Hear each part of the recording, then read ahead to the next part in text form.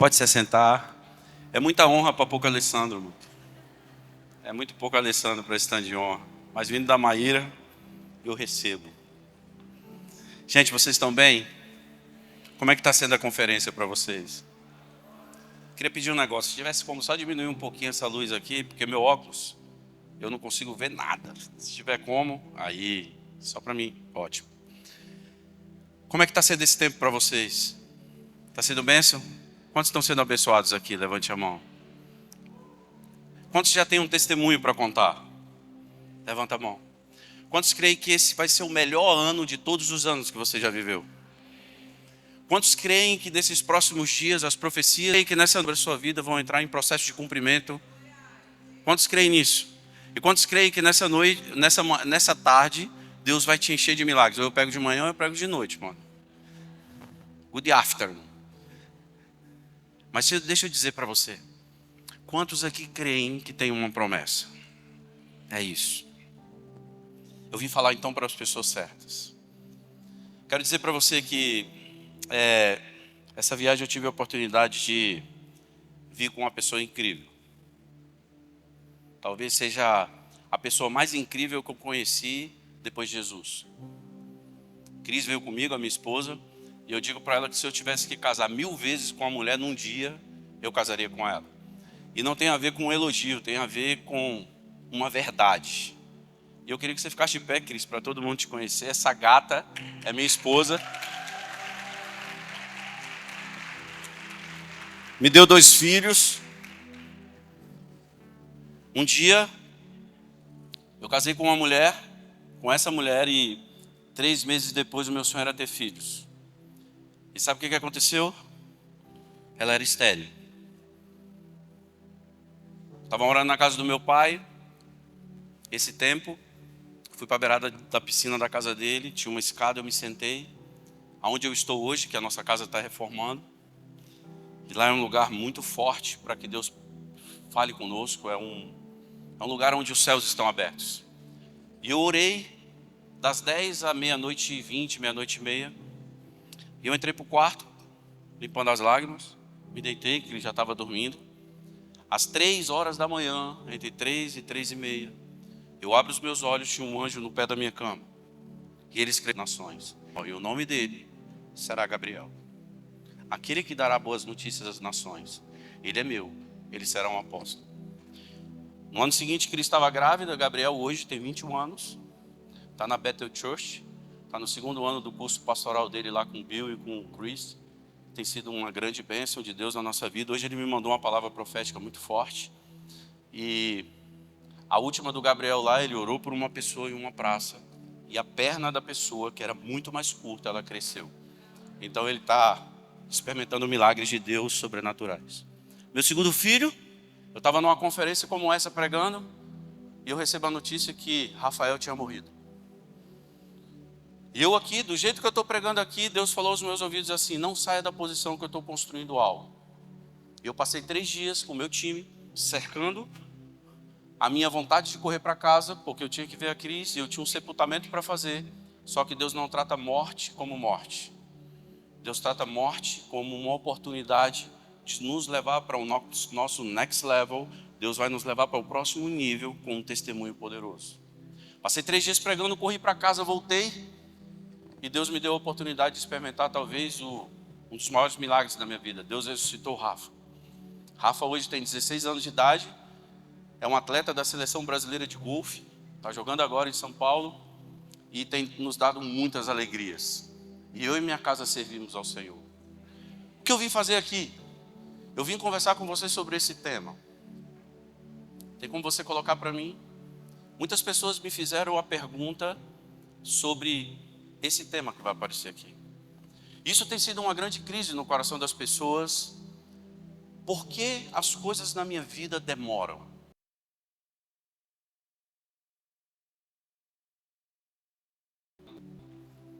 Há 65 dias eu sepultei talvez a pessoa mais importante da minha vida, que me deu a maior referência no caminho que eu deveria andar. Meu pai nos deixou. Eu estou aqui vivendo o meu luto ainda. E eu disse para o Vitor, eu vou a Belém porque Eu não sei ainda porque eu vou a Belém. Eu pensava que era para vir pregar na conferência e na verdade era para entregar uma profecia para a Link Church. E eu estou aqui para isso. E segunda-feira nós estamos em Brasília continuando a fazer tudo aquilo que estamos fazendo lá e tem sido incrível. E há 65 dias atrás, quando meu pai estava num caixão aqui na nossa frente, milhares de pessoas passando e dizendo assim: esse foi o homem mais parecido com Jesus que eu já vi. Milhares de mensagens chegando e as pessoas não escreviam assim, meus pêsamos. As pessoas estavam escrevendo assim, textos grandes nas mensagens que eu não tive a oportunidade de responder. E eu simplesmente impactado. E ainda não tive o tempo ainda de chorar como eu gostaria de chorar, então eu estou aqui porque eu sei que eu tenho uma missão de Deus e eu tenho uma palavra de Deus para você. E eu queria que hoje você recebesse essa palavra e você saísse daqui voando. Você saísse daqui leve, posicionado para o seu destino, sabendo aquilo que Deus vai fazer na sua vida, que Deus vai fazer na sua história. Você não está aqui por acaso. Não gaste o seu tempo com as coisas por acaso. Mas preste atenção, o de repente de Deus, ele vai acontecer na sua vida assim como tem acontecido na nossa vida. Demora muito tempo para que o de repente de Deus, ele apareça na nossa história.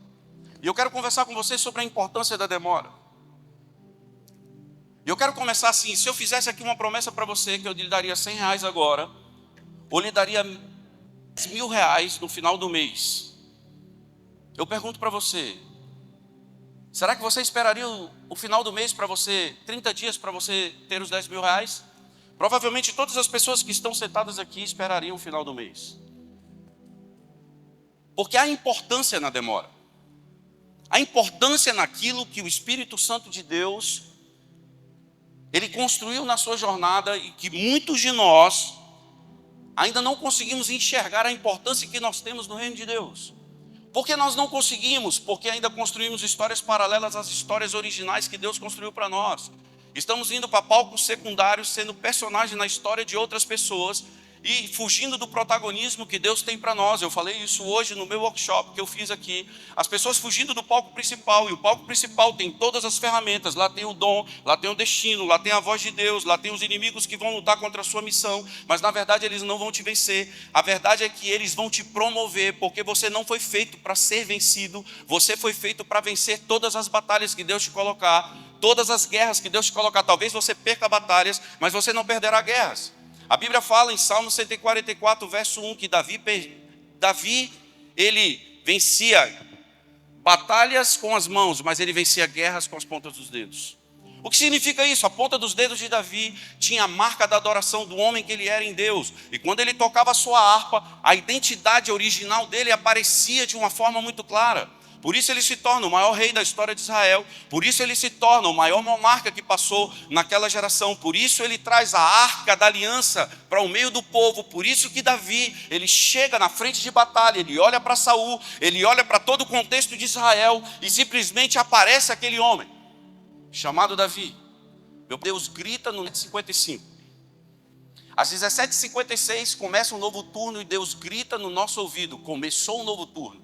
Automaticamente meu irmão está numa devocional, uma semana depois, e Deus fala para ele: abra a Bíblia em 1 Samuel, se eu não me engano, 17, verso 56. É o único capítulo, ou melhor, o único livro do Velho Testamento que você chega lá, único capítulo que tem 56 versículos, e ele chega e ele olha, e está escrito assim: de quem esse garoto é filho? Em outras traduções, quem é o pai desse garoto? E nós entendemos que começamos o nosso turno, começamos a nossa temporada agora de milagres e de se construir uma plataforma para que uma geração possa enfrentar, não as ideologias, mas ela vai lutar contra principados, potestades, dominadores do mal. Eles vão carregar a presença de Deus e aonde eles chegarem, eles vão mudar os ambientes. A demora sempre te dará ganho. A demora sempre te trará maturidade. E para mim falar sobre a demora, eu queria usar 3 textos. Eu quero ver se eu consigo fazer isso. O primeiro texto vai falar de Moisés e Arão. O segundo texto vai falar de Saul e Samuel. E o terceiro texto ele vai falar de Davi e Saul. Eu queria que você abrisse a sua Bíblia em Êxodo capítulo 32. Do verso 1 ao 4. E eu vou correr aqui enquanto você abre aí para a gente poder falar tudo que Deus tem para nós aqui. Porque olha lá naquela parede lá que você vai ver. Aquilo ali, meu irmão, é a maior tribulação para um pregador, velho. É aquilo lá, velho. Entendeu? Porque tu está numa contagem regressiva. 50 minutos e 31 segundos. Então vamos lá. A Bíblia fala em Êxodo, capítulo 32, do verso 1 ao 4, assim. Quando o povo viu que Moisés demorava a descer do monte, reuniu-se ao redor de Arão e disse: tome uma providência, faça para nós deuses que nos guiem. Não sabemos o que aconteceu com esse Moisés. Olha aqui, mano. Não é o libertador, é esse Moisés. Ouça, esse Moisés que nos trouxe da terra do Egito para cá. Arão respondeu: tire as argolas de ouro das orelhas das suas mulheres e dos seus filhos e filhas e tragam-nas para mim. E todos tiraram as argolas de ouro e levaram Arão rapidamente. Verso 4: e ele recebeu o ouro, derreteu, trabalhou nele, dando-lhe forma a um bezerro. E quando o povo viu o bezerro, ele começou a exclamar: ó Israel, estes são os deuses que o tiraram da terra do Egito. Veja que quando o povo não enxerga a figura do líder Moisés, em seu meio, eles pressionam Arão, e eles pedem deuses que os guiem. Mas antes de falar sobre isso, eu queria falar sobre quem era Arão. Preste atenção, Arão foi o primeiro sumo sacerdote de Israel, o irmão mais velho de Moisés. Ele serviu como porta-voz de Moisés e apoiou o seu ministério, e todos os sacerdotes de Israel foram descendentes de Arão. Não era qualquer pessoa que estava ali. Não foi qualquer pessoa que Moisés disse assim: ei, preste atenção, eu vou ali no monte, porque Deus precisa falar comigo, esse povo precisa de direção, eu preciso ser tratado e treinado com Deus em relação a algo e algumas palavras que Deus vai me dar, e eu preciso me fortalecer, mas eu estou indo ali porque Deus vai me dar os mandamentos, Deus vai me dar as leis, eu vou escrever em tábuas de pedra, e eu estou indo com Josué. E ele foi, e Josué ele fica ali no meio do monte, Moisés sobe. E o Moisés então ele sai do meio do povo por um tempo. E de repente o povo, quando procura Moisés, eles se desesperam e eles olham para Arão. E eles começam então a pressionar Arão por uma atitude. Vamos lá. Arão é pressionado a fazer deuses que guiassem aquele povo. E ele, com medo do povo se dispersar, preste atenção, grave isso. Ele, com medo das pessoas irem embora, ele diz assim: ei, preste atenção, tire as argolas, os brincos, o ouro que vocês ganharam quando vocês saíram do Egito e tragam para mim. Agora eu quero dar um parênteses aqui. Cara, quando Deus fala para Moisés que no outro dia o povo sairia e seria liberto, vem as 10 pragas, e a 10ª praga, os primogênitos morreriam. Os primogênitos dos animais, os primogênitos das casas, o primogênito de Faraó, eles foram feridos em morte. O povo, ele pressiona Faraó e eles falam: meu Deus do céu, libera esse povo, que esse povo é uma praga. E eles dizem assim: nos dê prata e nos dê ouro. E o povo ia passando e as pessoas iam jogando as riquezas que elas tinham na sua casa sobre eles. E eles saem da terra do Egito prósperos. Eles não saem ricos, eles saem prósperos. Há uma diferença em ser rico e ser próspero. O rico ajunta para si e se torna avarento. O próspero, ele multiplica as riquezas daqueles que ajuntam para os justos herdarem. Você é um justo de Deus, por isso Deus fala que você vai emprestar e não vai tomar emprestado. O que Deus faz, ele te calça na palavra e ele diz: calma, não tem a ver com riqueza, tem a ver com prosperidade, tem a ver com essência, tem a ver com atitude, tem a ver, você carrega, aonde você tocar vai prosperar, porque não, preste atenção, você carrega a glória de Deus, o sopro do fôlego da vida em Adão e a sua conversão em Jesus tem o mesmo significado. O que eu estou querendo dizer? O Espírito de Deus, o Espírito, ou melhor, o fôlego da vida que Deus sopra sobre Adão é o mesmo fôlego de vida que você recebe quando você diz: eu entrego a minha vida a Jesus. Você passa a respirar agora o fôlego da vida do reino de Deus. Preste atenção. Esses caras, eles pegam a prosperidade que Deus dá a ele. Agora, qual é o motivo de Deus mandar aqueles caras para o deserto com ouro nas suas sacolas? O que vale mais? Essa garrafa de água, quando você está com sede no meio do deserto, onde você não sabe quantos quilômetros é a próxima cidade aqui, você não sabe onde tem água ali, você não sabe quem pode te salvar aqui, e você está para cá, se você voltar, você morre. E você tem esse tanto de água aqui, e você tem 1 tonelada de ouro. Você troca por esse monte de água? Qualquer um trocaria. Só que Deus estava fazendo um teste com aquele povo. Ei, preste atenção. Tem muita coisa que Deus colocou na nossa vida, que Deus está testando o nosso coração, Deus está testando a nossa jornada, e Deus está simplesmente fazendo uma leitura se realmente nós vamos poder carregar as preciosidades do reino de Deus na nossa vida. Porque tudo tem um propósito. Você está aqui por um propósito. E aí você sabe o que acontece?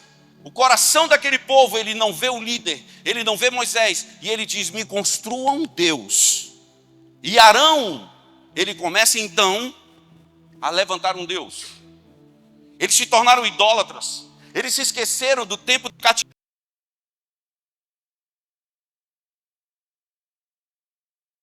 Aqueles caras estavam cansados no Egito. Quando o faraó libera, eles saem, meu irmão, quando eles pisam no deserto, tem coluna de fogo durante a noite, tem nuvem durante o dia, tem maná caindo do céu, tem codorna correndo, uma batendo cabeça com outra, para que eles se alimentassem.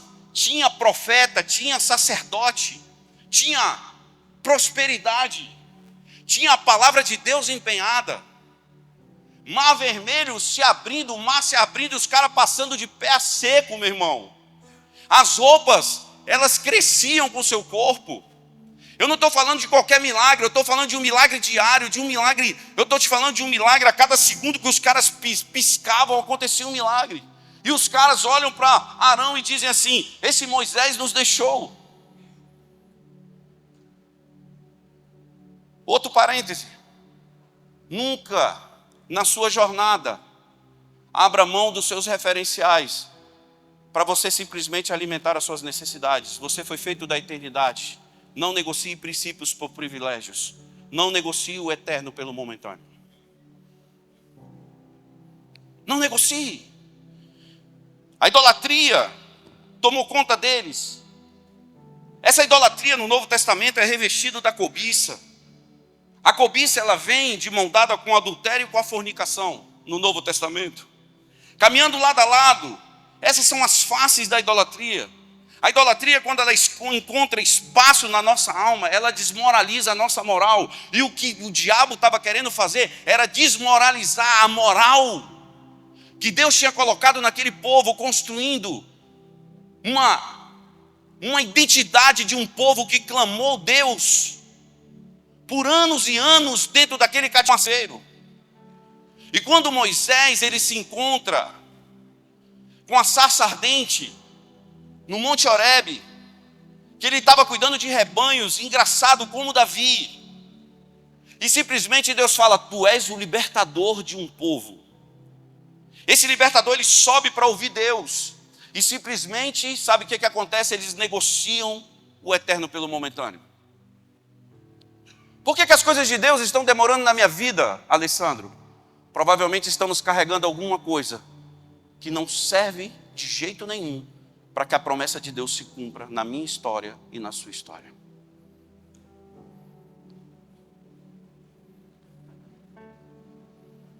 Sabe o que ele estava fazendo ali? Deus estava testando aquele povo para ver se verdadeiramente eles poderiam pisar na terra. Uma jornada de 40 dias virou uma jornada de 40 anos. Uma jornada que era simplesmente algo rápido para se chegar na terra prometida. Uma geração agora é condenada a morrer no deserto, porque eles não querem abandonar aquilo que eles carregavam no coração. Ei, preste atenção, você não pode acelerar os processos de Deus, mas você pode desacelerá-lo. Você não tem poder do acelerador, mas você tem poder de apertar o freio. Deus te dá o poder do freio, porque o poder do freio significa o livre-arbítrio que Deus deu a mim e a você para decidir aquilo que queremos viver. Nós somos frutos da nossa escolha. Os relacionamentos que estão ao nosso redor, eles nos provocam a construírem bezerros de ouro, ou eles nos provocam simplesmente a acreditar na promessa que Deus gritou no nosso destino e disse: eu vou cumprir isso na sua vida.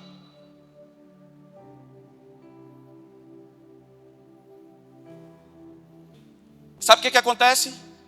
O diabo agora quer mexer agora com 3 culturas no deserto. O diabo quer mexer com 3 coisas dentro daquele povo. O diabo quer mexer com os valores que eles tinham.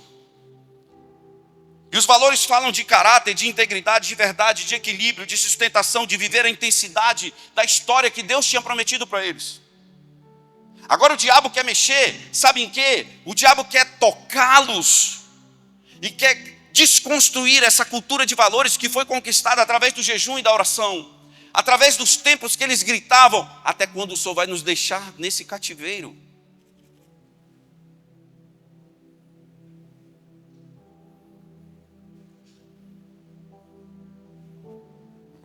O diabo queria mexer na cultura de crenças, que fala das verdades do reino de Deus, da relação que Deus tinha com eles, daquele ponto bem definido que há dentro de nós, que Deus ele diz bem assim: pode ir por aqui. Ei, preste atenção, deixa eu dizer algo que eu lembrei disso aqui, que eu estava hoje à noite conversando com Deus essa madrugada. Tem um slide aí, está aqui. Saia da dependência dos mapas e entre na dependência da fé. Você está querendo dizer para mim, Alessandro? Aquela geração que depende assim: você vai andar 3 quilômetros para frente, você vai virar à direita, você vai virar à esquerda, e sabe o que vai acontecer? Você vai ver uma casinha amarela de porta branca, você vai bater nela e você vai entregar essa palavra para essa pessoa. O que eu estou querendo dizer? Entre para o mesmo lugar aonde Abraão estava. Sai da tua terra, sai da tua parentela e vai para uma terra que você não conhece, mas eu vou te mostrar. Dê os primeiros passos. E você sabe o que Deus estava fazendo? Um cara milionário, um cara que tinha família próspera, um cara que tinha legado, o cara simplesmente bota tudo dentro da sacola, aquele monte de coisa que ele tinha de prosperidade, ele sai com Ló é sua parentela, e ele vai. Só que na jornada, Deus fala bem assim: ei, preste atenção, está na hora de você separar desse cidadão. Ele se senta em cima de uma pedra e diz bem assim: cara, vamos separar. Ló, parente de Abrão. E simplesmente eles separam, e Abrão agora então pisa na terra que Deus tinha para ele. Ele estava na terra, mas não conseguia enxergar e não conseguia sentir que aquela era a terra. Muitos de nós estamos pisando no propósito que Deus tem para nós, mas nós estamos caminhando muitas vezes com as pessoas erradas. O diabo tem tentado desconstruir a cultura de crenças que está dentro de nós, os lugares onde o Espírito Santo de Deus falou com você e fez milagres na sua vida e na sua história, o lugar onde ele te balançou, o lugar onde ele falou sobre o seu chamado, o seu testemunho. E deixa eu dizer algo para você: se preocupe com aquilo que te leva para o céu, e as demais coisas ele te acrescentará.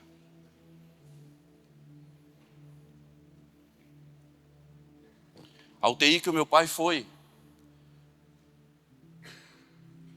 internado, que coincidentemente esse hospital hoje é um hospital de um discípulo da nossa igreja, que é uma rede de hospitais pelo Brasil e alguns lugares do mundo. O lugar onde ele ficou, há anos atrás ele entrou, e uma garota tinha morte cerebral, ele botou as mãos sobre ela, ela ressuscitou naquele mesmo leito. Deus sempre te levará aos memoriais de milagres, para que você não perca a esperança, que Ele vai cumprir na sua vida aquilo que Ele prometeu. Essa mesma sala eu entrei, eu me ajoelhei, e Deus disse: você vai fazer obras iguais ou maiores. A minha Constituição 17:5-6, vai orar por mortos, eles ressuscitarão, vai orar por surdos, eles ouvirão, vai orar por coxos, eles levantarão, vai orar por cegos, eles enxergarão, vai orar por famílias, elas serão libertas, multidões aceitarão Jesus. E eu quero dizer que isso não se estende à minha casa, isso se estende à casa de todos nós que aceitamos Jesus como Senhor e Salvador. Não deixe o diabo mexer nas suas crenças. Naquele deserto ele estava querendo mexer, sabe o quê? Na cultura de raízes. Que raízes? Fala do lugar seguro, fala do seu destino, fala do lugar onde Deus tirou a sua orfandade, tirou você da depressão, tirou você da ansiedade, excesso de futuro, tirou você da frustração, excesso de presente, tirou você do passado. E levou você a tempos de oração, onde Deus ele te embala na profecia, te lança para o futuro. Eu estava falando isso para a Ingrid ali, na sala. Todas as vezes que Deus falar com você sobre uma profecia, Ele está dizendo o que você vai ser no futuro. Ele leva você para o futuro, traz o futuro para o presente e faz você olhar para trás e empurrar o futuro para o seu passado. Você sabe por quê? Davi, quando pisa para derrubar Golias, a lembrança, o disco que toca a memória, o disco do passado, a memória toca o disco do passado, e o disco do passado comprometia ele com a imaginação que levaria ele ao futuro. Você vai ser o maior rei da história de Israel. No meio estava uma decisão. Quando eu decido que a profecia que está no futuro vai se cumprir no presente, eu comprometo o meu passado a ser curado. Eu faço a profecia consertar o ontem, ajustar o hoje e me projetar para o amanhã. Eu me torno a pessoa, a esperança da glória que Cristo disse que eu sou. Vamos lá. E de repente, sabe o que acontece? Deus, ele chama Moisés e fala assim: desce porque o seu povo se corrompeu. E Moisés desce correndo. E ele passa por Josué: Josué, vamos embora. E quando chega lá embaixo, Arão vê Moisés, aí ele soa frio. E ele já prepara uma mentira: joguei o ouro no fogo e nasceu um bezerro. Foi o que é isso? E de repente se enxerga-se um bezerro de ouro, um homem com as tábuas da lei. Ele quebra as tábuas, ele vai em direção, ele simplesmente aniquila o bezerro, ele derrete na água e bota o povo para beber. E todos respeitam ele. Deixa eu dizer algo a você. Você carrega algo que quando você se revoltar diante da presença de Deus, os seus inimigos, eles vão abaixar a cabeça e vão reconhecer a autoridade de Deus na sua vida. Aquele cara olha e ele começa uma conversa com Arão. Mas antes dele descer, sabe o que ele faz? Ele conversa com Deus, e Deus quer aniquilar todo mundo. Ele disse: como o senhor vai fazer isso? O senhor precisa se arrepender disso. Agora não há um homem conversando com outro homem, é um homem conversando com Deus. Se arrependa disso, porque o senhor disse nas gerações passadas que essa geração seria uma geração abençoada, próspera. Eles entrariam na terra de Canaã. O senhor não pode desconstruir uma história que o senhor prometeu. E você sabe o que acontece? Deus se convence que Moisés estava certo e ele volta atrás na sua palavra. Sabe qual é a diferença de Moisés para mim e para você? O nome. A Bíblia fala que o Deus de Moisés é o mesmo Deus de ontem, de hoje e será de eternamente. Quando você se prostra no seu quarto, eu quero dizer para você, não tem um arbusto lá, mas tem o Espírito Santo.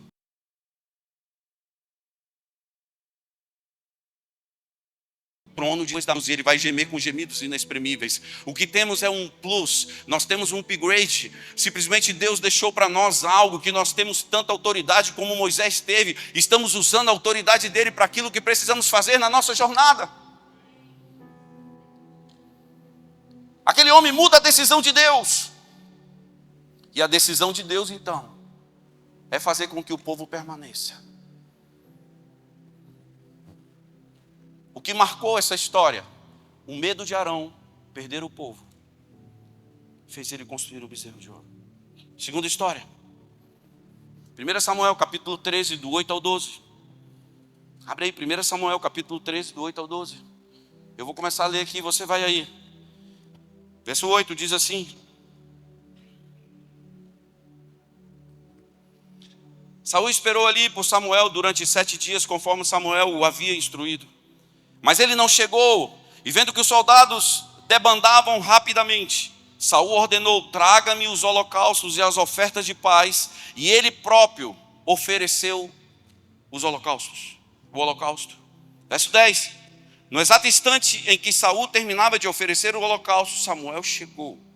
Saul foi ao seu encontro para cumprimentá-lo. Mas Samuel, ele disse: o que você fez? Saul respondeu: eu vi que os homens estavam se debandando e que o Senhor não chegou no prazo que o Senhor havia prometido.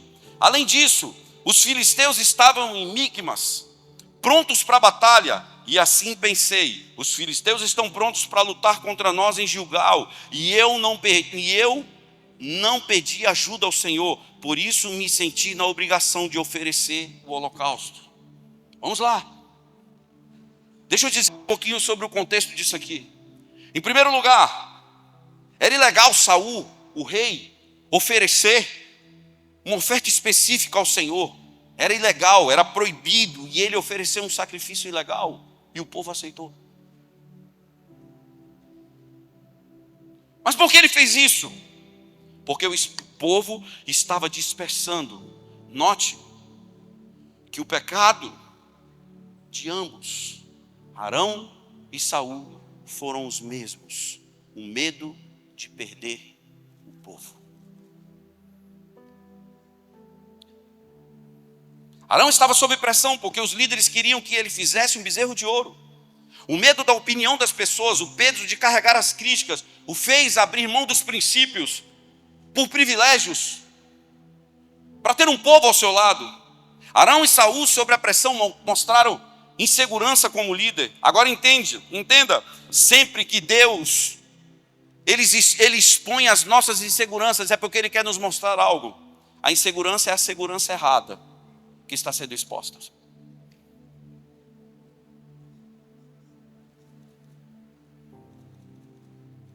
O mundo vai te pressionar, mano. O mundo vai tentar tirar você da posição. O mundo vai tentar tirar você do propósito. O mundo vai tentar tirar você e dizer para você que a profecia que você tem, você já envelheceu e ela não pode cumprir na sua vida. O mundo vai dizer para você que você não tem condições, sabe por quê? Porque quando você recebeu, você estava no estágio, e talvez hoje o mundo vai dizer para você, você está no estágio muito pior. O mundo vai dizer para você que a condição que você tinha financeira naquela época talvez seja melhor do que a de hoje. O mundo vai dizer que naquela época você tinha mais amigos que hoje. O mundo vai dizer que naquela época você estava mais novo, você tinha mais relacionamentos, você tinha mais conexões do maligno. Preste atenção, esse é o papel do mundo, porque ele jaz no maligno. Agora ouça, qual é o seu papel? Pise. Quando você não souber o que responder nessa hora, feche os seus olhos. Você pode fechar os seus olhos aqui agora. Qual foi a última experiência poderosa que você teve com Deus? Talvez tenha sido na ministração passada. Você precisa correr para esse lugar agora. E você precisa parar nesse lugar, porque foi nesse lugar onde você ouviu de uma forma muito clara a voz de Deus. E você vai dizer: Deus, a partir daqui, eu quero vencer os inimigos da minha missão. Eu quero desconstruir aquilo que o diabo tem tentado construir na minha jornada. Eu quero desfazer o inimigo que quer roubar a minha confiança. Eu quero reconstruir a minha aliança contigo. Eu quero declarar que o Senhor é o único Senhor e Salvador da minha vida, e não há outro Deus que possa me salvar. Você vai dizer: eu sou próspero.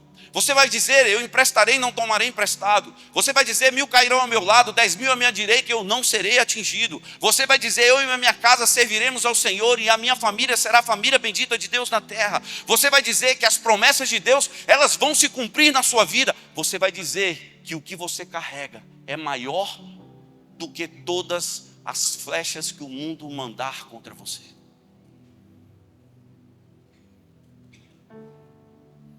Nos últimos 26 anos eu faço isso. Nos últimos 15, Deus me chamou para treinar liderança.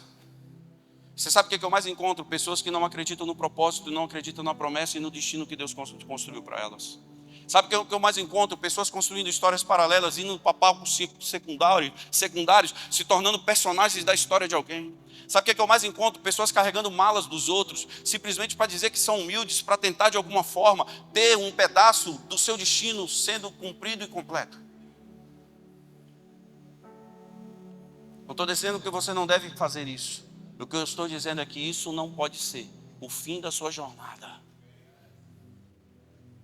Quando eu entendo a minha identidade, eu entendo o meu propósito. Quando eu entendo o meu propósito, eu ouço Deus falar no meu destino. E quando eu entendo o meu destino, eu sei de onde eu saí e eu sei para onde eu vou terminar. Eu sei. Quando eu entro dentro da minha casa, e Deus me mandou construir um programa de família com a Cristiane, e quando nós estamos construindo um programa de família, nós começamos a olhar para dentro da nossa casa e começamos a escrever os testemunhos da nossa casa. E começamos a fazer um teste na vida das pessoas que estavam ao nosso redor. Sabe o que eu comecei a ver? Que as pessoas começaram a ser transformadas simplesmente por aquilo que já tínhamos vivido. E eu perguntei para Deus algumas vezes: o que significa isso? Significa que a sua fé se transformou em obras. Você é um justo. que tem a sua fé. E o prêmio da sua fé é a obra. A Bíblia fala que a fé sem obras ela é morta. E que o justo viverá pela fé. Então, se o mundo que eu estou inserido não vê as obras da minha fé, eu estou sendo injusto com esse mundo. Eu estou sendo injusto. Vamos lá, em segundo lugar, Saul, para se justificar, ele lança culpa sobre o profeta Samuel. Você não veio quando você prometia, quando você prometeu que chegaria. Você não chegou. Saul não assume a responsabilidade pela ilegalidade que cometeu, ele arruma um culpado. Ele transfere responsabilidade. Terceiro, ele se isenta da culpa, lançando mais desculpas. O exército dos filisteus estava aqui próximo. E Saul tinha ameaçado e ofereceu sacrifícios ilegais. Ambas as realidades, Arão e Saul. Houve uma demora. Você sabe por quê? Porque Deus estava mostrando o que estava dentro do coração deles. Por que a promessa de Deus não se cumpriu na minha vida ainda? Faça uma reflexão daquilo que você tem carregado dentro do seu coração. 24 de janeiro de 2024 foi o meu aniversário. Completei 50 anos. Entrei no meu jubileu. Quando eu vi, minha barba estava branca, meu. E aí, quanto mais crescia, mais branca ficava. E uma pessoa falou: nossa, como a sua barba está linda. O cara que falou bem assim: a sua barba está muito bonita, Alessandro. O cara que corta o cabelo. Eu falei: muito obrigado. Só que isso aí parece que eu estou envelhecendo. Ele falou: tá não. Mas deixa eu falar algo para você sem brincadeira mesmo. Eu completei 50 anos. O Espírito Santo de Deus falou algo para mim: Alessandro, você está entrando para um tempo de maturidade. E eu quero que você mergulhe para dentro do seu coração. Eu vou te levar a um lugar que você não conhece, que está dentro de você. E eu vou dar o start a uma nova parte da sua jornada. Você se comprometeu comigo nesses últimos 36 anos. Nos últimos 26 anos você se colocou diante da minha presença. Você entregou a sua adolescência, a sua juventude. E você agora já é um homem. E hoje eu quero levar você a um lugar que está dentro de você que você não conhece. E Deus me levou a esse lugar. E Deus me apresentou esse lugar. E Ele disse assim: eu quero que você entenda que nesse lugar existe uma promessa para você. E eu quero que você viva essa promessa. E o Espírito Santo de Deus começou a conversar comigo sobre tudo que me mostrou foi meu coração no lugar. E uma das coisas que Deus me mostrou foi meu coração. Dia 24 de janeiro desse ano, no meu aniversário, uma pessoa chega na igreja e ela me dá um livro. Ela me deu esse livro. Esse livro mudou a minha vida. Eu comecei a ler o livro e aqui fala de alguns artigos científicos que dizem que o meu coração tem um cérebro. E que dentro do meu coração existe 40 mil neurônios. E que meu coração pensa. Meu filho ia disputar o Campeonato Brasileiro de Golfe em julho. Eu guardei o livro. No Rio de Janeiro. Eu chego, um amigo nos chama, eu e a Cris, mais o meu irmão. E nós fomos a uma fazenda lá perto do Rio de Janeiro. Ficamos 4 dias lá. E nesses 4 dias eu encontrei esse livro dentro da minha mochila. E eu abri o livro. Eu comecei a ler o livro. Em Mateus 7, 21 e 23, 7, versículo 21 e 23, fala assim: porque dentro do coração das pessoas é que procedem os maus pensamentos, as imoralidades sexuais, os furtos, os homicídios, os adultérios, a avareza, a maldade, o engano, a libertinagem, a inveja, a blasfêmia, o orgulho, a falta de juízo. Todos esses males vêm de dentro do coração, vêm de dentro, e contaminam a pessoa. E eu comecei a ler o livro, e esse livro conta que os pensamentos que Deus tem para nós e os pensamentos que Deus tem de mim e de você, eles estão dentro do cérebro que está dentro do nosso coração. E a renovação da nossa mente parte do nosso coração. Parte dos pensamentos do nosso coração que quando eles chegam na nossa mente, eles transformam isso em atitudes e a minha mente passa a ser renovada. E a renovação da minha mente, ela não vem daqui para cá, ela vem daqui para cá. E eu comecei a fazer um teste da minha vida e alguns questionamentos que eu tinha na minha história. Algumas pessoas, sabe, que tinham passado na minha jornada. Sabe aquele cara chato que passa na tua jornada? Tu fala bem assim: meu Deus do céu, velho, para que isso está aqui, velho? O que eu fiz para acontecer isso? Escolhas erradas, Alessandro. Se aguente agora. Sabe aquele negócio que fica? Eu comecei então a fazer uma devocional todos os dias, um capítulo sobre o meu coração. E eu comecei a entender que as fontes da vida que estavam dentro do meu coração. E eu comecei a entender que o coração, quando eu sou criado, é o primeiro órgão que se cria no meu corpo, que se faz no meu corpo. E eu comecei a entender que os pensamentos de Deus que estavam dentro do meu coração, eles começaram a subir com informações para a minha mente. E eu comecei a enfrentar algumas coisas da minha jornada de uma forma diferente. E eu falei, opa, tem alguma coisa errada aqui, velho. Eu comecei a me sentir diferente.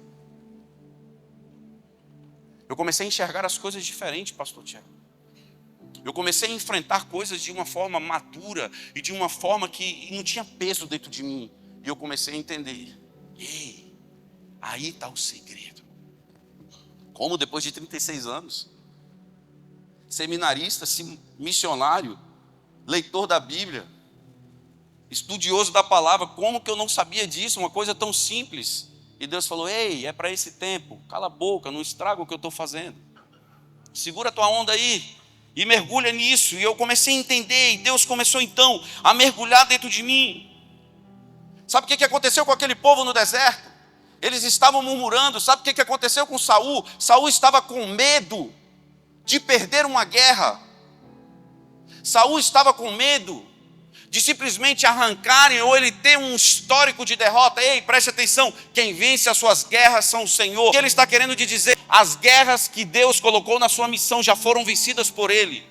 O que ele está querendo dizer? Se você obedecer, se você depender de mim, eu vou te dar a força, eu vou te dar a visão, eu vou te revestir de autoridade, e você simplesmente vai ao campo de batalha, e se você ficar mudo, seus inimigos fogem de você. Se você profetizar, os inimigos fogem de você. Se você declarar uma palavra, os inimigos fogem de você. Se você der um passo, os inimigos fogem de você. Você sabe por quê? Porque não tem a ver com você, tem a ver com a promessa de Deus que está dentro de você, e Ele vai cumprir, porque Ele não nasceu de útero humano, e Ele não se arrepende daquilo que Ele disse que você vai viver e aquilo que você vai ser. Amém, glória a Deus. Você pode dar um aplauso para Jesus aí, só para me tomar água aqui?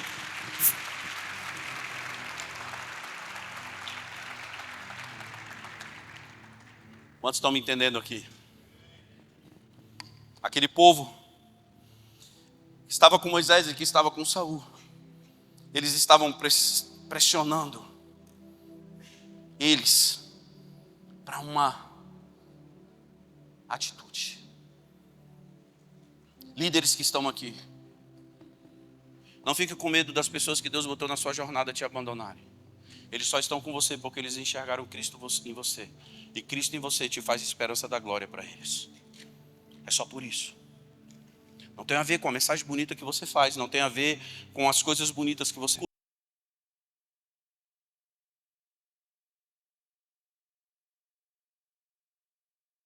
Não diz respeito a mim, a você. Diz respeito a Cristo cumprir através de você a promessa que Ele te fez. Você está comigo aqui? A demora gera duas situações dentro de nós. Ou negamos a nossa responsabilidade e transferimos a culpa. Ou assumimos a responsabilidade e nos arrependemos. Só assim seremos realizados em nosso propósito. Você não pode acelerar o processo de Deus, mas você pode desacelerar. Grave isso. No tempo da demora, quando você vê que está demorando, aquele negócio que parece assim, Deus não está cumprindo aquilo que Ele falou na minha vida. Deus está dizendo, visite o seu coração, visite as suas bases. E outra coisa, preste atenção, depois dessa palavra aqui, meu irmão, tu já tem um entendimento daquilo que está acontecendo. Então não força a viver da mesma forma que você estava vivendo, porque não vai funcionar. Porque a Bíblia fala que Deus não leva em conta o tempo da ignorância. Mas quando Deus bota luz sobre aquilo, Ele nos dá a responsabilidade de nós conversarmos sobre esse assunto com Ele. Converse com Ele nas suas devocionais. Você não precisa acreditar em mim, mas acredite na palavra que Ele colocou dentro de você e converse com Ele, porque não está se cumprindo.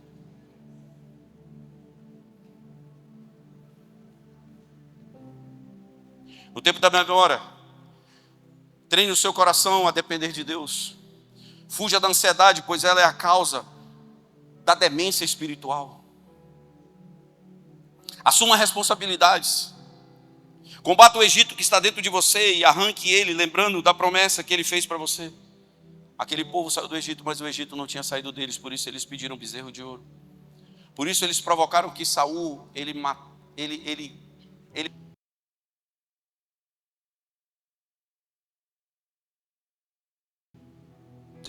de uma forma muito clara quem você é em Deus. É na pressão que vai aparecer de uma forma muito clara o que Cristo fez em você, como respostas para aquilo que está afrontando você.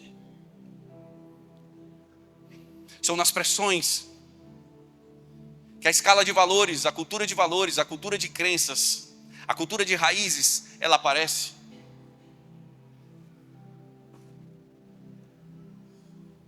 Desculpa aí, irmão. Apaguei a televisão ali. Ouça. Cara inquieto para pregar, né, velho? Se submeta aos testes de Deus. Eles não estão nos penalizando.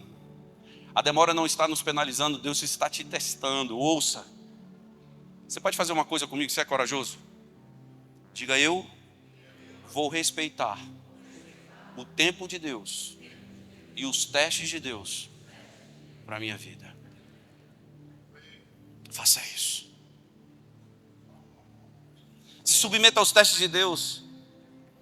Ele não está nos penalizando, Ele está nos fazendo submissos e convencidos que somos chamados por um propósito. Os testes do Senhor trazem à tona algumas conclusões.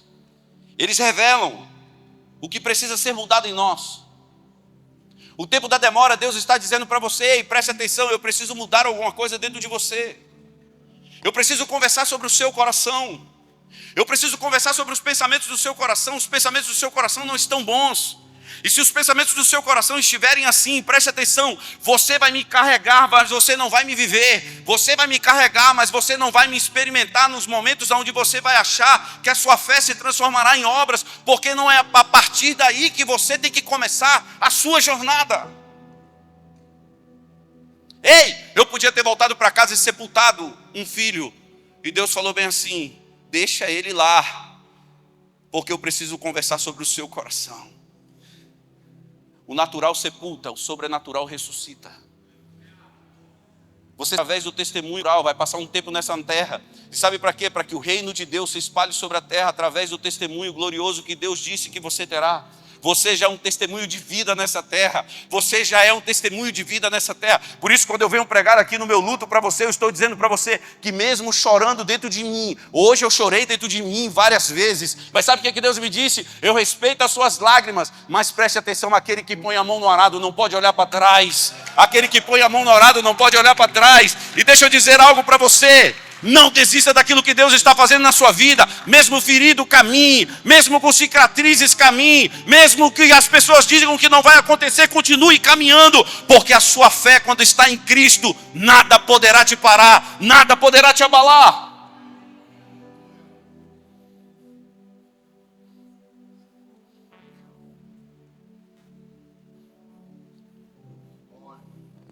Eles provam o que Deus fez em nós. Os testes, eles provam o que Deus está fazendo em nós. Você consegue reconhecer que Deus esse ano fez algo por você? Ei, deixa eu dizer algo a você. Eu sinto que Jesus está aqui. Cara, se você está sentindo o que eu estou sentindo, presta atenção: a partir de agora, se você sentir Jesus, você vai sair do seu lugar e você vai sentar aqui na frente. Você vai começar a se movimentar agora. Você sabe por quê? Nós não podemos ser uma geração paralisada nos lugares onde o diabo disse: você vai ficar aí. Se você virou meu cachorro de estimação. Você entende isso? Se o Espírito Santo de Deus começar a te incomodar, dizendo para você que você tem uma promessa a ser cumprida, sabe o que ele está dizendo? Saia do lugar onde você está e vai para um lugar que eu vou te mostrar. Então você vai sair, você vai dar alguns passos, você vai correr aqui para frente. Combinado? Daqui, nesses próximos 11 minutos, eu acredito que pessoas vão começar a levantar dos seus lugares e eles vão começar a dizer assim: ei, eu recebo essa palavra no meu coração e eu tenho certeza que a demora que Deus está provocando na minha vida é para que eu possa viver o 100% da promessa que Deus tem na minha jornada.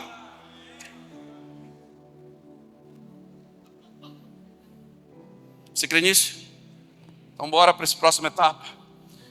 E também há os testes pelos quais não sabemos que estamos passando, mas eles criam uma nuvem de favor ao nosso redor.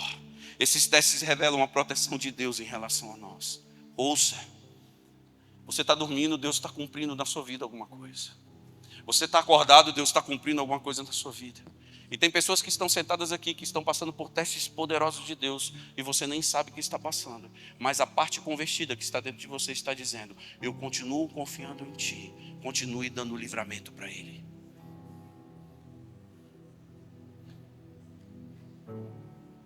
Ei, Elias queria estar aqui.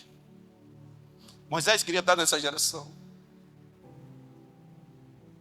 Os 12 de Jesus queriam vir para cá agora.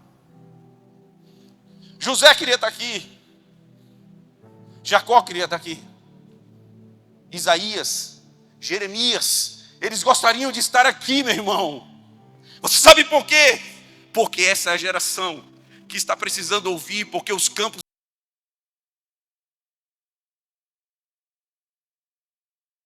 não reclame da demora, mas caminhe com Ele na demora. Porque se você caminhar com Jesus na demora, sabe o que vai acontecer? Uma geração vai começar a sair dos seus lugares, e eles vão começar a se movimentar, e eles vão começar a dizer a importância, eu sou importante para o reino de Deus.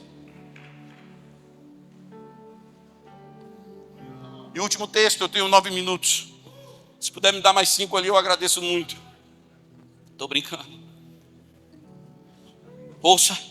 1 Samuel, capítulo 24, do verso 3 ao 6. Ouça aqui agora, porque isso aqui é o pega da mensagem. Se você começar a entender agora, vai começar a acontecer um milagre aqui agora. Preste atenção, pessoas vão começar a ser batizadas novamente pelo Espírito Santo. Tem como um batismo, Deus vai começar a te renovar, Deus vai começar a te curar, Deus vai começar a desatar o seu destino, Deus vai começar a dizer o profeta que você é para Ele, Deus vai começar a mexer na sua história, Deus vai começar a mexer na sua vida, Deus vai balançar você de uma forma histórica.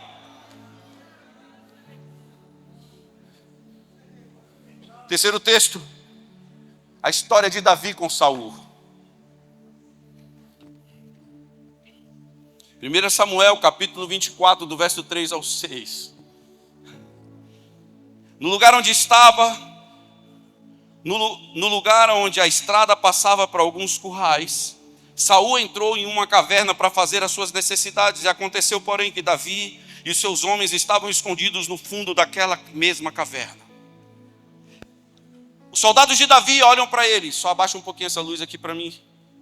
Só um tiquinho, um pouquinho só. Você já vai me ajudar. Obrigadão, amo vocês. Verso 4. Os guerreiros que estavam do lado de Davi disseram assim: é sua oportunidade, disseram os homens de Davi para ele. Hoje o Senhor lhe diz: certamente entregarei o inimigo em suas mãos, para que faça com ele o que quiser.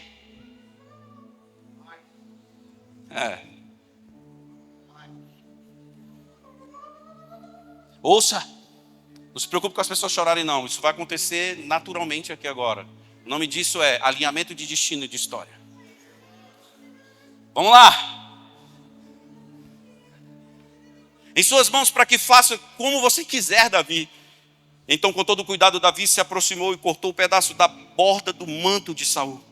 Sua consciência, porém, começou a perturbá-lo por ter cortado a borda do manto de Saul. Por isso, ele disse aos seus homens: que o Senhor me livre de fazer tal coisa ao meu Senhor, o ungido do Senhor, a atacar aquele que o Senhor ungiu rei sobre mim. Mano, esse cara estava desde os 17 até os 30 anos sendo perseguido por um cara, falando mal do seu caráter, tentando desconstruir a sua história, atacando lanças. Tinha 3.000 homens armados até o dente de fora dessa caverna, e Davi lá dentro, e simplesmente ele corta a orla do manto dentro de uma caverna. E quando ele volta para o seu lugar, o seu coração pesa. A mesma pressão que Arão sofreu, a mesma pressão que Saul sofreu, Davi sofreu, e a resposta de Davi foi: eu não posso desonrar, eu tenho que devolver o pedaço do homem que está na minha história.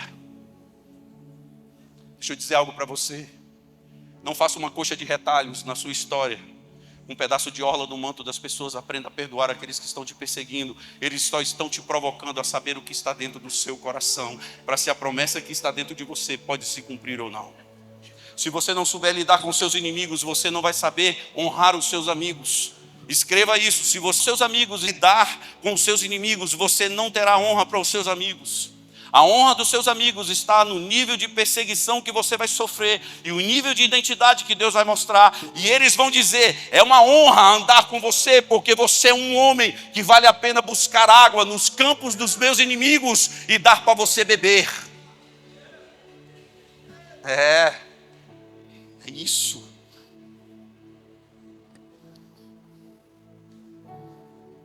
Davi é ungido para ser rei de Israel, passa por 13 anos sendo perseguido por Saul.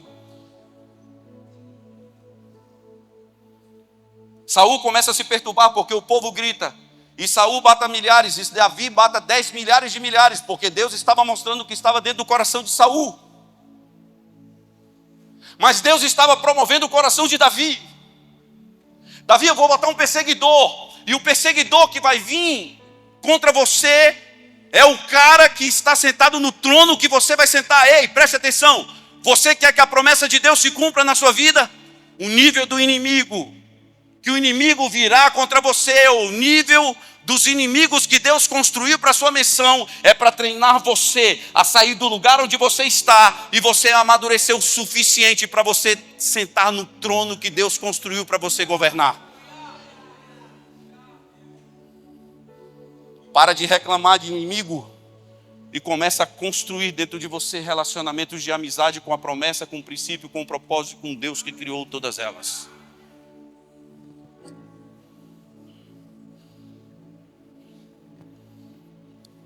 Isso já era permissão de Deus para revelar o que estava no coração de Saul e também para treinar o coração de Davi. Mas o auge do treinamento de Davi foi quando ele se encontra com Saul dentro de uma caverna. Ele vê um homem que 13 anos difama a sua história, difama a sua família, persegue os seus, destrói. Eu já teria matado Saul na época se eu estivesse lá. Você já teria matado Saul.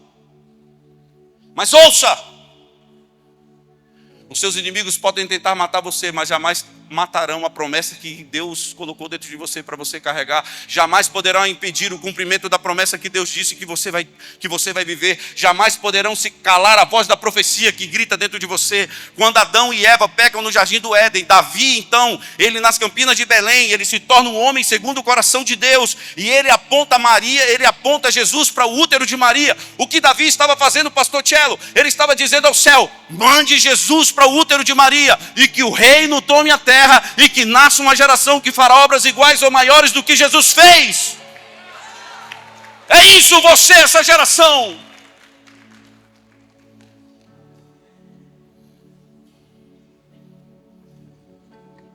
Deus agora começa a provar o coração de Davi.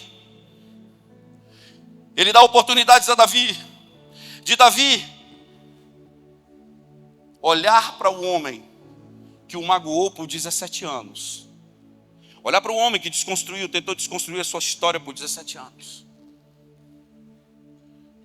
Daquele homem que olhou para aquele garoto de 17 anos de idade e disse: quem é o pai desse garoto? Eu não conheço. Se eu não me engano foi Eliabe, disse: eu não conheço. Quem é o pai dele? Talvez os territórios que Deus vai mandar você, eles vão perguntar assim: quem é ele? Eu não conhecia ele. Só tem uma forma de você entrar na história, de você entrar para a história e de você cumprir a história, provocando a pergunta: quem é ele? E os fariseus e aqueles que, quando Jesus entrava na cidade, alguns perguntavam: quem é ele? Quem é ele?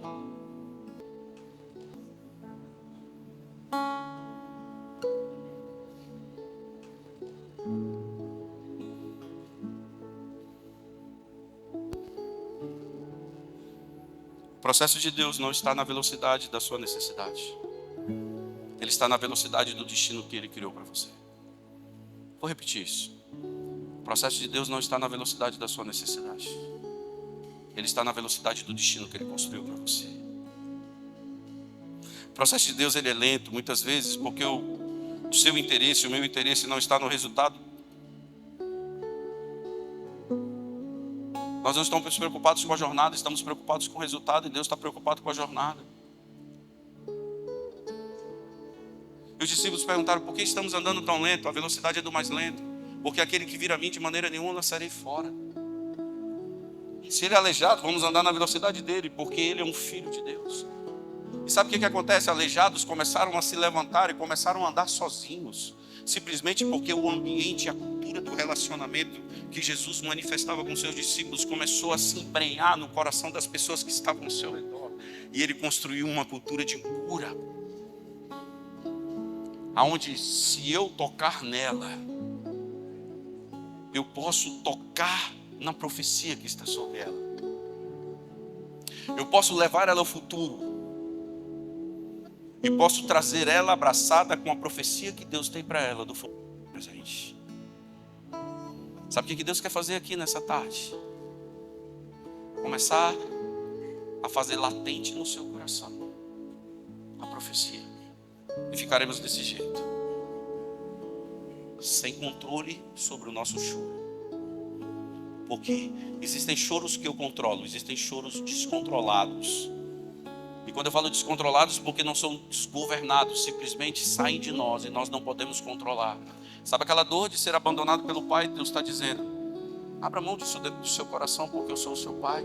Sabe aquela dor de você definir sozinho na sua vida e você não ter pessoas para ensinar você a fazer o certo? E Jesus está dizendo: perdoe os tempos, perdoe esse tempo que você ficou sem orfandade. Em orfandade, deixa eu ser o seu pai, deixa eu ser o seu amigo. Eu não estou fazendo cura interior, eu estou fazendo alinhamento de destino, meu irmão. Se eu não falar sobre o seu destino, não tem motivo de eu estar aqui. Eu vim aqui para entregar uma profecia, eu não vim aqui para pregar. Eu entendi isso. Isso aqui para mim é um bônus. Olhar para você sentado aí hoje, talvez seja uma das maiores alegrias ministeriais que eu vou ter na minha vida. Você sabe por quê? Eu estou vivendo isso. Jesus está dizendo para mim: Alessandro, preste atenção, não carrega no seu coração aquilo que não faz a minha voz se tornar a primeira voz dentro de você, quando você for definir alguma coisa importante na sua vida.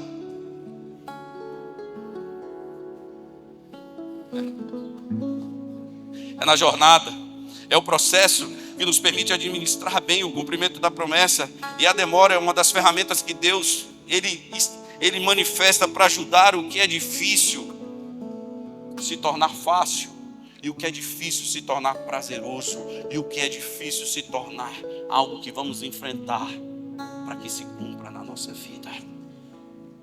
É por isso que o Senhor provoca demoras, para que possamos nos tornar o povo que não é forte de uma forma independente, mas ele é forte coletivamente, porque a Bíblia fala que nós somos um corpo. Nós somos um corpo. Se você está doente, isso não importa. Por isso eu creio que pessoas que estavam com doenças incuráveis aqui nesse ambiente agora já foram curadas. A palavra já está liberada. Se a sua fé ela invadir os lugares da incredulidade ou dos lugares que o mundo mentiu para você que você é um doente, você acabou de ser curado. Você pode ir para o hospital fazer o seu exame, como muitos e milhares de milhares fazem. Traga os seus exames na mão. Aqui Cris, curada de um câncer, sem dizer nada a ninguém. Ia para o banheiro tomar banho e ungia o seu corpo e dizia: aqui é templo do Espírito Santo, aqui não pode ter doença. Sabe o que aconteceu? O câncer desapareceu, porque o câncer não aguentou ficar no corpo da Cristiana. Ei, preste atenção, a doença não pode aguentar ficar no seu corpo. A maldição não pode aguentar ficar no seu corpo. A pobreza não pode aguentar ficar na sua história. Preste atenção, a maldição não pode aguentar ficar em você, porque você carrega a presença de Deus. Você é a arca da presença de Deus. Preste atenção, não é você expulsar ela, é ela dizer: eu preciso ir embora, porque aqui não tem lugar para mim. Você entende que é uma consciência? É uma consciência. Ouça o pastor Lourenço pregar sobre consciência. Hoje eu estava na frente dele, ele falou: cara, prega sobre isso que você disse. Eu quero partir para o encerramento. Humildade não é pensar de você de uma forma ruim. Humildade é ver você como Cristo pode ser. A demora ajuda a nos ver quem nós somos. Você não pode acelerar o processo de Deus, mas você pode desacelerar. Eu prometo, Vitor, que eu vou terminar ali em 2 minutos. Eu só preciso descer aqui rapidinho. Ouça. Sabe o que Jesus faria aqui agora?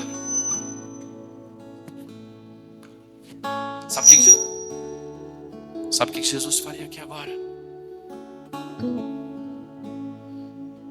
Se Jesus estivesse aqui, ele se sentaria aqui. E ele começaria a nos ensinar por horas e horas e horas sobre o seu reino, sobre a sua justiça. Se Jesus estivesse aqui agora, ele sentaria por horas e horas e horas. Ele não conversaria com você sobre dinheiro, posição social, marca de roupa, riquezas. Ele chegaria, olharia para você e diria: como você está lindo do jeito que você está. Porque o seu pecado não me importa.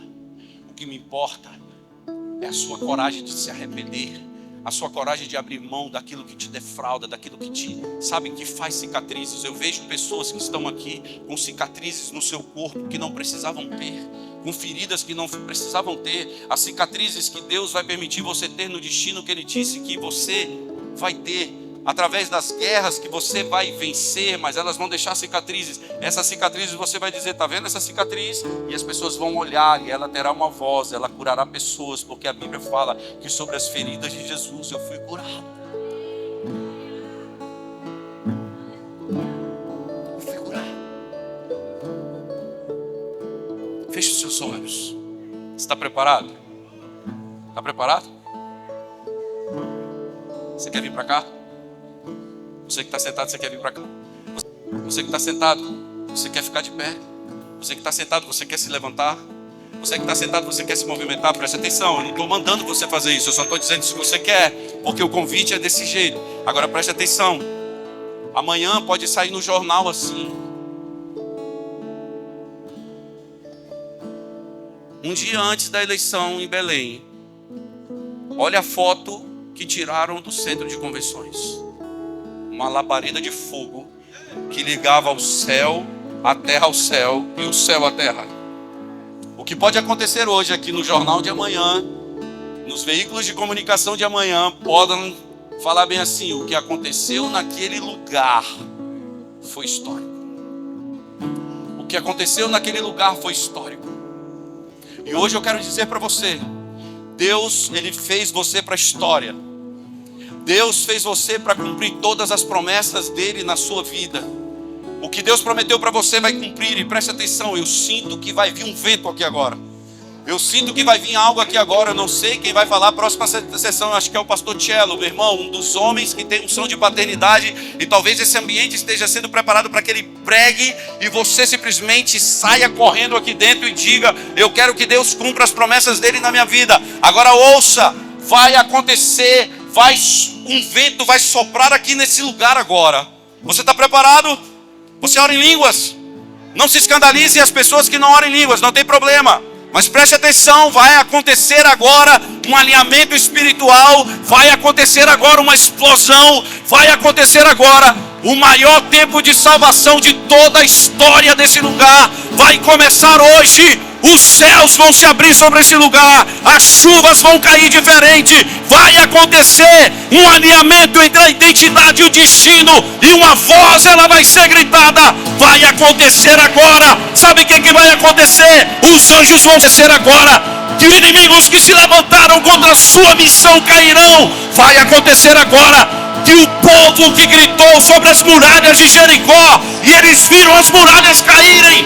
Preste atenção, vai acontecer aqui agora, através da sua voz, muralhas que te seguravam por tempos vão cair, e você vai se tornar o povo que derrubou o seu inimigo por uma oração, por uma paixão, por um propósito. Espírito de Deus, o que eu quero te pedir agora, faz nesse lugar o sobrenatural acontecer. Cura pessoas, restaura pessoas, liberta pessoas. Faz o teu fogo cair sobre esse lugar. Convence que eles têm um propósito, Cura aqueles que estão com o coração ferido, cura aqueles que estão desistidos, restaura aqueles que estão desanimados. Oh Deus, acende o fogo no altar novamente.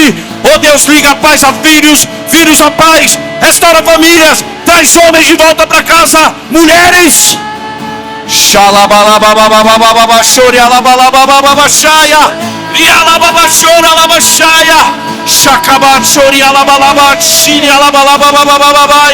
Vem Espírito Santo sobre esse lugar.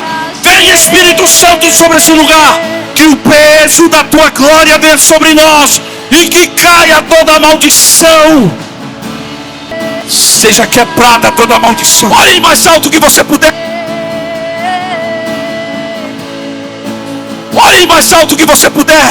Ore agora com autoridade. Vença os demônios. Vença os principados. Vença as potestades. Seja livre. Você é livre. Você é livre.